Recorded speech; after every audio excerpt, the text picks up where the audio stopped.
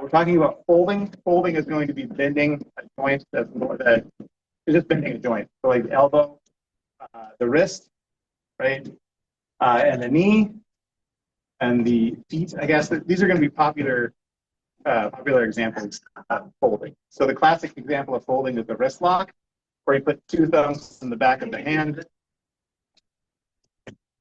Yes. Right, these are here, so it's like a polar. Yeah.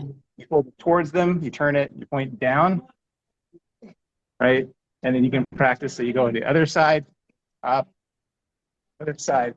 So that's the wrist fold, and then the elbow is the one I showed earlier, right? Here with a figure 4 lock, Mm-hmm. you brace the elbow, you can fold the wrist, fold the elbow, you fold the body. So you have the sister sweep from CLAT, right? We go here.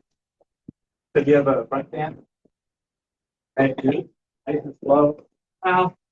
Here. So this is the folding version where you fold their legs and they fall forward.